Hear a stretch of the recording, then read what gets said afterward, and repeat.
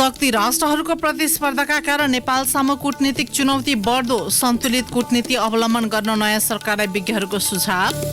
राष्ट्रपति र उपराष्ट्रपतिको निर्वाचनका लागि आयोगको गृह कार्य सुरु, प्रधानमन्त्री दाहालले पुस 26 गते विश्वासको मत लिने। पछिल्ला दिनमा बढेको चिसोले गर्दा विभिन्न जिल्लामा जनजीवन प्रभावित, नागरिकले ज्यान गुमाउने स्थिति आउन नदिन गृहमन्त्री लामिछानेको निर्देशन। आफूले गरेको मिसाइल आक्रमणमा करिब 400 रुसी सैनिकको मृत्यु भएको युक्रेनको दाबी। सन् 2023 आफूहरूका लागि विजयको वर्ष हुने युक्रेनी राष्ट्रपतिको भनाई। र नेपाल T20 लिग क्रिकेटमा जनकपुर रोयल्स र पोखरा एभेन्जर्सको प्लेअफ प्रवेशको सम्भावना कायमै। सङ्कटा क्लब आहारा र पोखरा फुटबलको सेमिफाइनलमा प्रवेश। नमस्कार, कान्तिपुर डायरीका साथमा सुरज र म पार्वता। समाचार अब विस्तारमा। सुरुमा कान्तिपुर सविस्तार। कान्तिपुर सविस्तार। नेपालमा शक्ति राष्ट्रहरूको बढ्दो प्रतिस्पर्धाका कारण कूटनीतिक चुनौती बढ्दो छ। छिमेकी मुलुकसँग विश्वासको वातावरण निर्माण गर्दै शक्ति केन्द्रसँग सन्तुलित रणनीतिक कूटनीतिक सम्बन्ध सकारात्मक ढंगले बढाउनु पर्ने जिम्मेवारी सरकारको काँधमा छ। विशेषतः भारत, चीन र अमेरिकाबीच नेपालमा बढ्दो टकराव र प्रतिस्पर्धाले जन्माएका थुप्रै चुनौतीमाझ नेपाल जहिले पनि दबावमा रहँदै आएको छ। त्यसैले विज्ञहरूले प्रधानमन्त्री पुष्पकमल दाहाल नेतृत्वको सरकारले सन्तुलित कूटनीतिलाई अवलम्बन गर्नुपर्ने सुझाव दिएका छन्।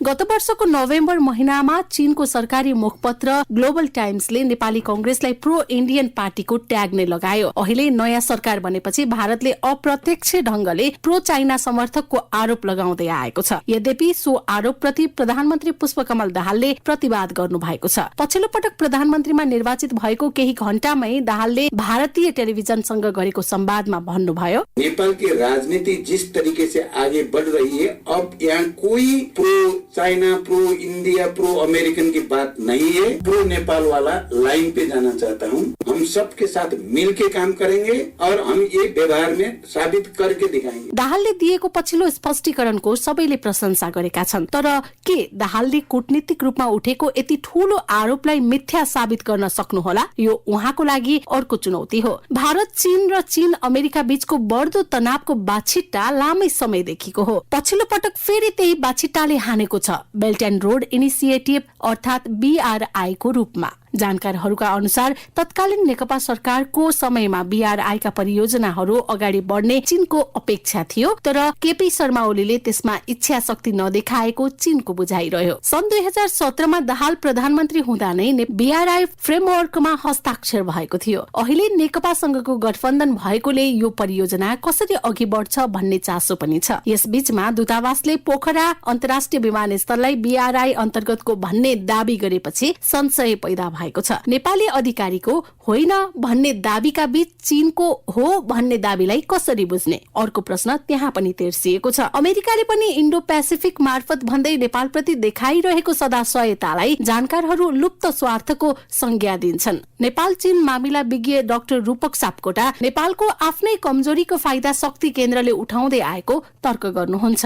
एक अर्काको विभिन्न रणनीतिहरू अगाडि सारिराखेका छन्। उदाहरणकै लागि इन्डो पेसिफिक रणनीति होस् अथवा आफ्नो सापेक्षतामा सबै जसो मुलुकहरूले चाहिँ रणनीतिक चरित्रका योजना कार्यक्रम चाहिँ अगाडि सारिराखेको हामी पाउँछौँ। इन्डो पेसिफिक रणनीतिमा आबद्ध रहेका कार्यक्रमहरूमा नेपाललाई समावेश गराउनको लागि चाहिँ विभिन्न प्रयत्न र बलहरू भइराखेको छ। यता अब अर्थ राजनीतिक परियोजनाका हिसाबले पनि सामरिक चरित्रका पनि विभिन्न हिसाबको परियोजनाहरू चाहिँ अगाडि आइराखेको छ शक्ति राष्ट्रहरूबाट। शक्ति केन्द्रहरूसँग सन्तुलित रणनीतिक कूटनीतिक सम्बन्ध सकारात्मक ढंगले बढाउनु पर्ने नेपालका नेतृत्वकर्ताको जिम्मेवारी हो। तर त्यसका लागि राजनीतिक अनि कूटनीतिक कौशल सबैभन्दा महत्वपूर्ण पक्ष हो। दुई छिमेकी शक्ति राष्ट्रबीचको दबाव र अमेरिका लगायत पश्चिमा राष्ट्रले पटक पटक गर्ने हस्तक्षेप वा बढ्दो चासो बीच नेपालले कस्तो क्षमता देखाउँछ भन्ने विषयले खास अर्थ राख्ने डाक्टर सापकोटाको धारणा छ। र हामीले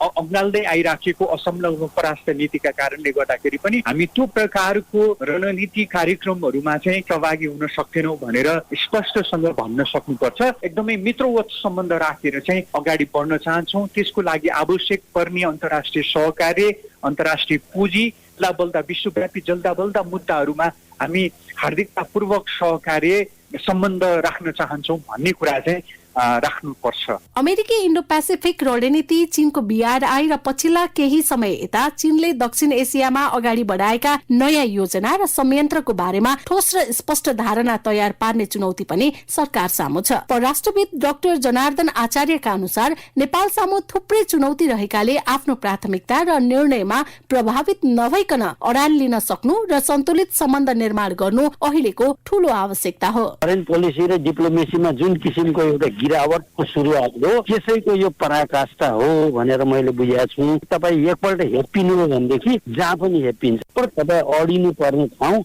आफ्नो धरातल आफै खोज्ने हैसियत जबसम्म हामी विकास गर्दैनौँ तबसम्म यो नियति हामीले भोग्नै पर्छ। हेर्नुहोस्, सन् 1950 को नेपाल भारत शान्ति तथा मैत्री सन्धिका साथै दुई देश बीचका अन्य असमान सन्धि सम्झौता समीक्षा गर्ने, अद्यावधिक गर्ने, आवश्यकता अनुसार संशोधन गर्ने र प्रतिस्थापन गर्ने सम्मको सुझाव समेटिएको प्रबुद्ध समूहको प्रतिवेदनको विषय पनि प्रधानमन्त्री दाहालका लागि कूटनीतिक अग्नि परीक्षा हुन सक्छ। सन् 2018 मा नै तयार भएको प्रबुद्ध समूहको सो प्रतिवेदन बुझ्न भारतले अस्वीकार गर्दै आएको छ। नेपाल र भारतका बीचमा रहेका केही विवादित विषयहरू पनि छन्। ती विषयलाई उच्च स्तरीय कूटनीतिक संवादद्वारा समाधान गरी राष्ट्रहित र प्राथमिकताको आधारमा दुई मुलुक बीचको सम्बन्धलाई नयाँ उचाइतर्फ लैजानु पर्ने पनि देखिन्छ।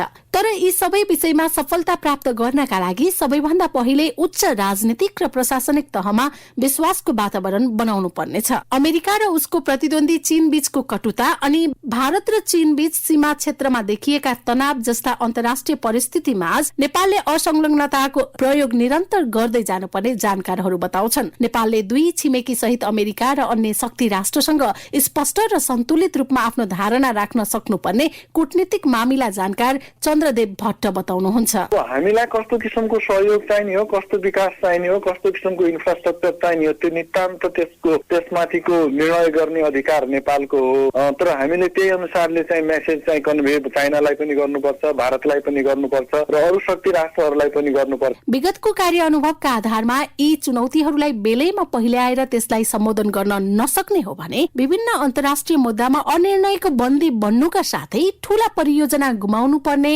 र मुलुक नै शक्ति राष्ट्रहरूको प्रतिस्पर्धात्मक द्वन्द्वको भुमरीमा पर्ने खतरा नेपाल सामु छ। रेडियो कान्तिपुरका लागि इन्द्रलक्ष्मी घिमिरे। कान्तिपुर सविस्तार।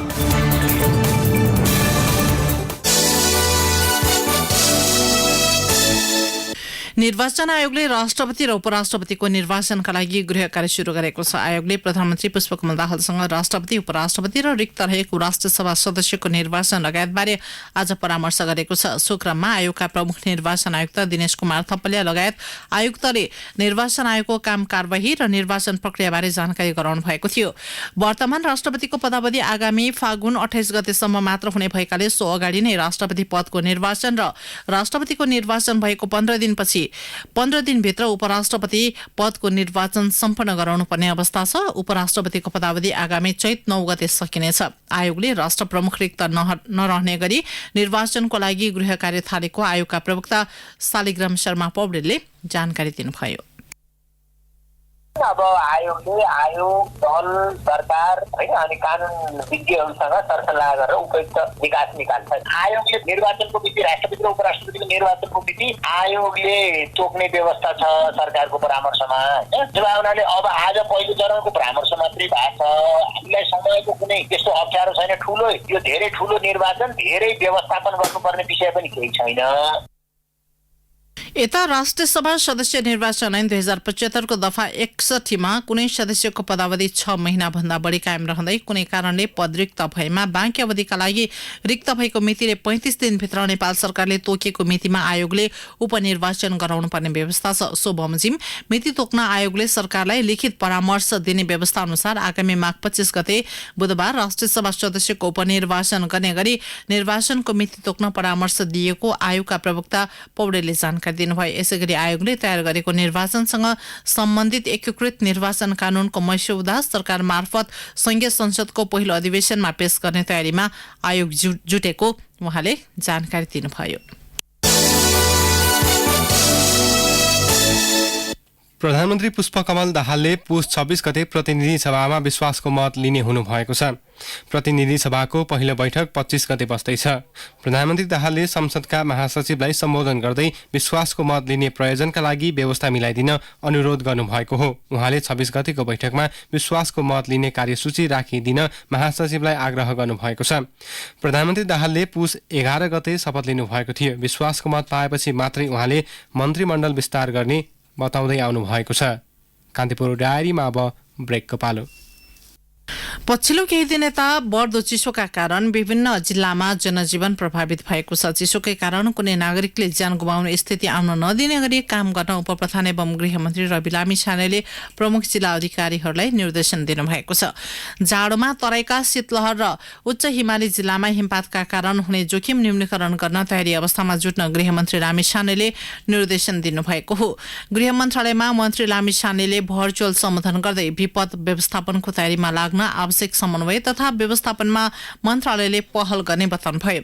नागरिकका गुनासो तथा समस्यालाई उच्च प्राथमिकतामा राखेर सेवा दिन, सेवामा सहज पहुँच विस्तार, प्रविधि मैत्री र सद्भावपूर्ण व्यवहार अपनाउन पनि गृहमन्त्रीले निर्देशन दिनुभएको छ। यस्तै कुनै पनि व्यक्ति वा संयन्त्रको दबाव र प्रभावमा नपर्न समेत गृहमन्त्रीको निर्देशन छ। उहाँले सेवा प्रवाहमा सुधार गर्ने योजना 15 दिनभित्र पठाउन प्रमुख जिल्ला अधिकारीहरूलाई निर्देशन दिनुभएको छ। मध्य प्रदेशमा सामुदायिक विद्यालयको संख्या 2.02% घटेको छ। राष्ट्र बैंकले सार्वजनिक गरेको वार्षिक प्रतिवेदनमा मध्य प्रदेशमा सामुदायिक विद्यालयको संख्या 3,254 पुगेको उल्लेख छ। विद्यार्थीको संख्या 6.69% वृद्धि भई 12,69,704 पुगेको छ। यस्तै शिक्षक शिक्षिकाको संख्या 10.23% घटेर 17,224 पुगेको प्रतिवेदनमा उल्लेख छ। समीक्षा वर्षमा संस्थागत विद्यालयको संख्या भने 0.41% वृद्धि भई 968 कायम भएको छ। संस्थागत विद्यालयमा विद्यार्थी संख्या 13.81% घटेर 2,50,836 कायम भएको पनि प्रतिवेदनमा उल्लेख छ। संस्थागत तर्फ भने शिक्षक शिक्षिकाको संख्या 2.78% वृद्धि भई 7,217 कायम भएको छ।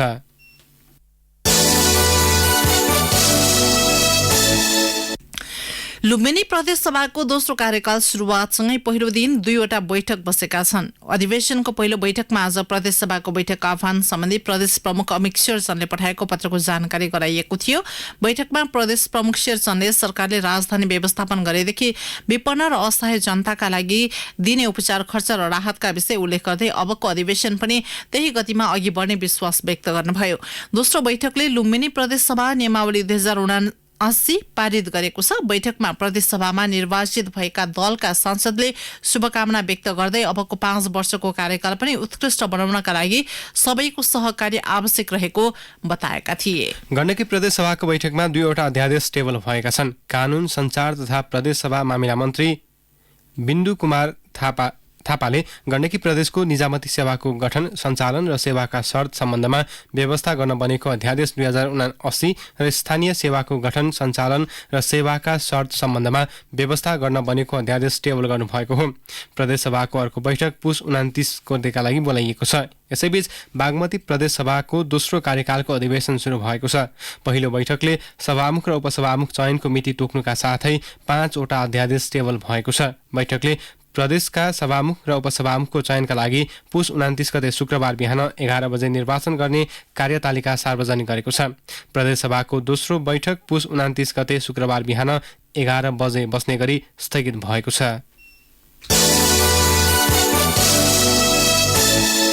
कान्तिपुर डायरीमा अब कालीकोट डायरीको पालो।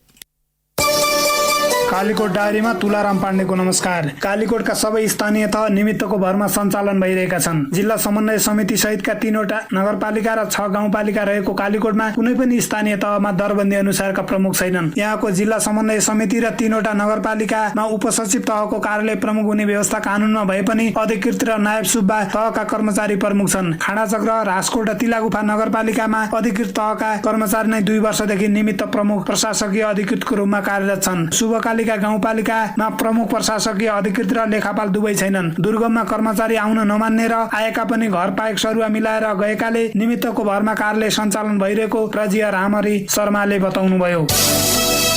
जाडो बढेपछि कालीकोटका लेकाली भेगका बासिन्दा वस्तुभाव सहित औलो झरेका छन्। कतिपय ठाउँका बासिन्दा भेडा बाख्रा लिएर जाडो छल्न पछाम, दैलेख र सुर्खेततिर झरेको जिल्ला प्रहरी कार्यालयले जनाएको छ। जाडो बढेपछि कालीकोटका तिला गुफा, जुम्ला र मुगुबाट घोडा भेडा बाख्रा सहित स्थानीय कालीकोटको बाटो भएर औलोतिर झर्ने काम भइरहेको छ। कालीकोटको तिलागुफा नगरपालिका र शुभकालिका गाउँपालिकाका पहिरो पीडित परिवारका बालबालिकालाई न्यानो कपडा वितरण गरिएको छ। गत असोज 19 देखिको अविरल वर्षापछिको पहिरोले घरविहीन भएका दुवै पालिकाका पहिरो पीडित परिवारका 280 जना बालबालिकालाई सेभ द चिल्ड्रेनको सहयोगमा किडाक नेपालद्वारा सञ्चालित पदयात्रा परियोजनाले जाडोमा लगाउने ज्याकेट, स्वेटर, टोपी लगायतका न्यानो कपडा वितरण गरिएको परियोजना संयोजक रामबहादुर रावलले बताउनुभयो। कालीकोटमा HIV एड्स संक्रमित भएका 63 जना फेला परेका छन्। तीमध्ये 34 महिला र 29 पुरुष छन्। हालसम्म 4 जनाको मृत्यु भइसकेको छ। मृत्यु हुनेमा 3 पुरुष र 1 महिला छन्। HIV एड्सका क्षेत्रमा काम गर्ने कर्णाली प्लसले हालै गरेको सर्वेक्षणमा पहिले 36 जना संक्रमित भएको कालीकोटमा हाल बढेर संक्रमितको संख्या 63 पुगेको छ। सबैभन्दा बढी संक्रमित नरहरिनाथ गाउँपालिकामा रहेको कर्णाली प्लसका अध्यक्ष कालीबहादुर साईले जानकारी दिनुभयो। हस्त आजलाई कालीकोट डायरी यति नै। तुलाराम पाण्डेलाई बिदा दिनुहोस्। नमस्कार।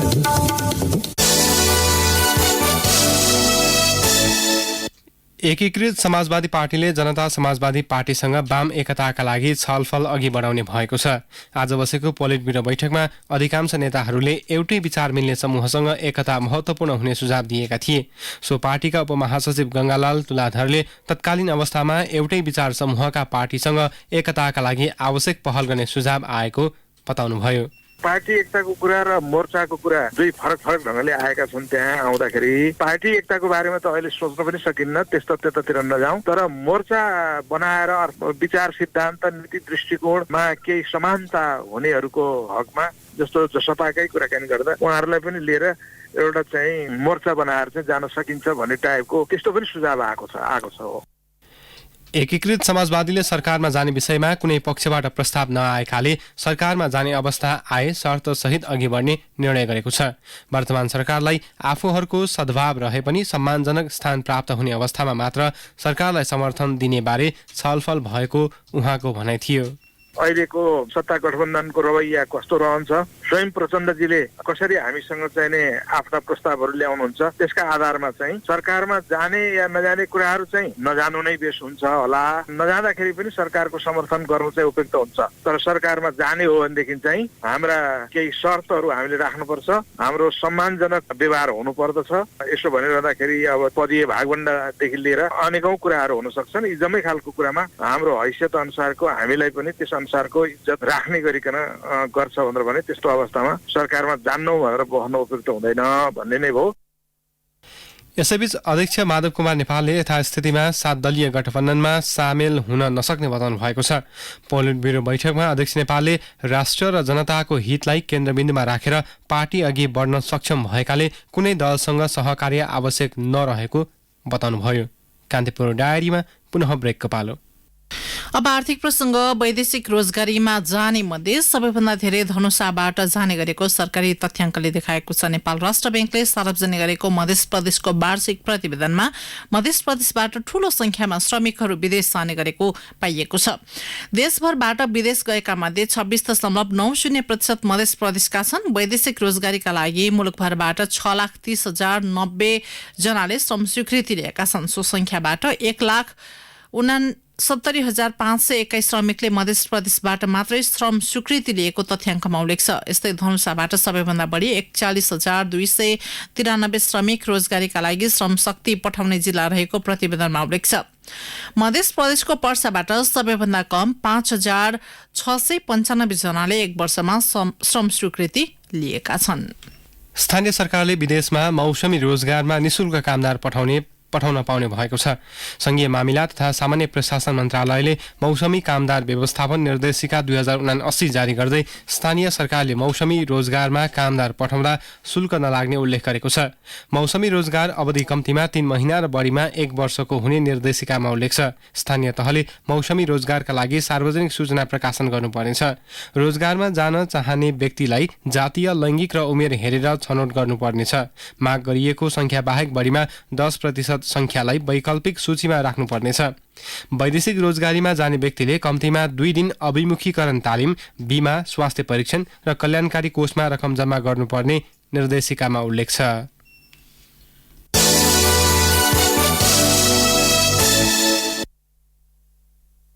अब अन्तर्राष्ट्रिय प्रसङ्ग।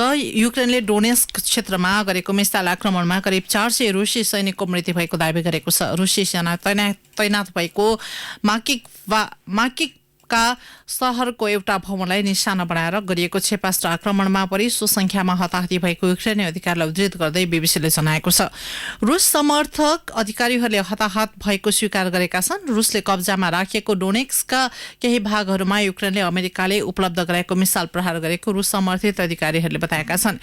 युक्रेनले आक्रमण गरेको भवनमा गोला बारुद समेत भण्डार गरिएकाले थप क्षति भएको बताइएको छ। युक्रेनी सेनाका अनुसार 400 जनाको मृत्यु हुनुको साथै 300 जना घाइते भएका छन्। नयाँ वर्षको पूर्व सन्ध्यामा रुसी सेनाले विभिन्न क्षेत्रमा कम्तीमा 25 वटा रकेट प्रहार गरेको थियो। यसैबीच युक्रेनी राष्ट्रपति भोलोदिमिर जेलेन्स्कीले सन् 2023 युक्रेनका लागि विजयको वर्ष रहने बताउनु भएको छ। उता रुसका राष्ट्रपति भ्लादिमिर पुटिनले रुसले सार्वभौमसत्ता र स्वतन्त्रताको रक्षा गर्न लड्ने बताउनु भएको थियो। पछिल्लो समय रुसले युक्रेनको ऊर्जा पूर्वाधारलाई लक्षित गर्दै पावर स्टेशनहरू ध्वस्त बनाएपछि चिसोमा युक्रेनी जनता थप शास्ति भोग्न बाध्य छन्।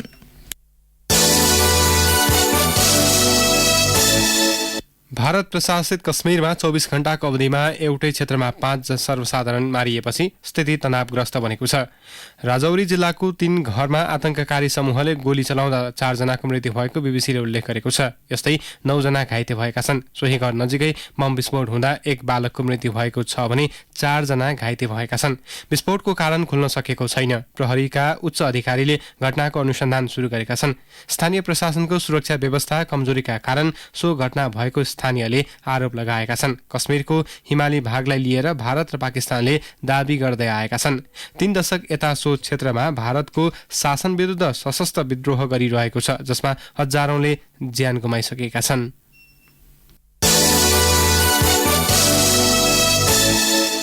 अब खेल प्रसङ्ग। नेपाल T20 लीग क्रिकेटमा जनकपुर रोयल्स र पोखरा एभेन्जर्सले प्लेअफ प्रवेशको सम्भावना कायमै राखेका छन्। कीर्तिपुर स्थित त्रिवेणी क्रिकेट मैदानमा फारवेस्ट युनाइटेडलाई 82 रनले पराजित गर्दै जनकपुरले 5औं जित हात पार्यो।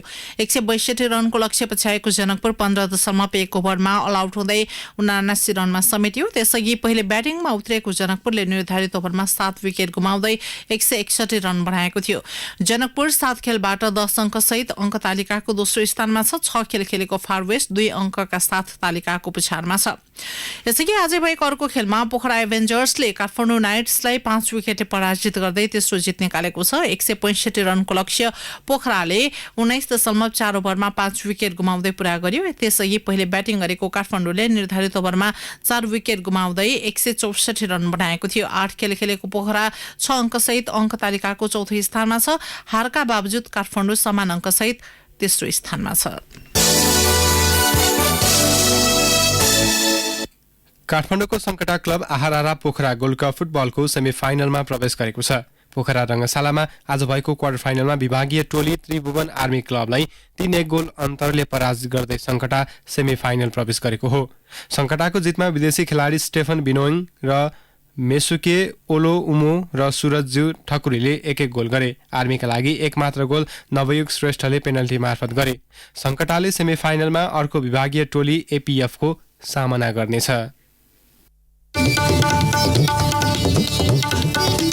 अन्त्यमा बुलेटिनका प्रमुख प्रसङ्ग पनि एकपटक। शक्ति राष्ट्रहरूको प्रतिस्पर्धाका कारण नेपाल सामु कूटनीतिक चुनौती बढ्दो, सन्तुलित कूटनीति अवलम्बन गर्न नयाँ सरकारलाई विज्ञहरूको सुझाव। राष्ट्रपति र उपराष्ट्रपतिको निर्वाचनका लागि आयोगको गृह कार्य सुरु। प्रधानमन्त्री दाहालले पुस 26 गते विश्वासको मत लिने। पछिल्ला दिनमा बढेको चिसोले गर्दा विभिन्न जिल्लामा जनजीवन प्रभावित। नागरिकले ज्यान गुमाउने स्थिति आउन नदिन गृहमन्त्री लामिछानेको निर्देशन। आफूले गरेको मिसाइल आक्रमणमा करिब 400 रुसी सैनिकको मृत्यु भएको युक्रेनको दाबी। सन् 2023 आफूहरूका लागि विजयको वर्ष हुने युक्रेनी राष्ट्रपतिको भनाई। र नेपाल T20 लीग क्रिकेटमा जनकपुर रोयल्स र पोखरा एभेन्जर्सको प्लेअफ प्रवेशको सम्भावना कायमै। सङ्कटा क्लब आहारा र पोखरा फुटबलको सेमिफाइनलमा प्रवेश। हवस् त यिनै प्रसङ्गसँगै कान्तिपुर डायरीको यो बुलेटिन यही सकिन्छ। राति 8 बजे सेक्युरिटी एन्ड क्राइम डायरी हुनेछ। सुरज र म पार्वता आज्ञा माग्छौँ। नमस्कार।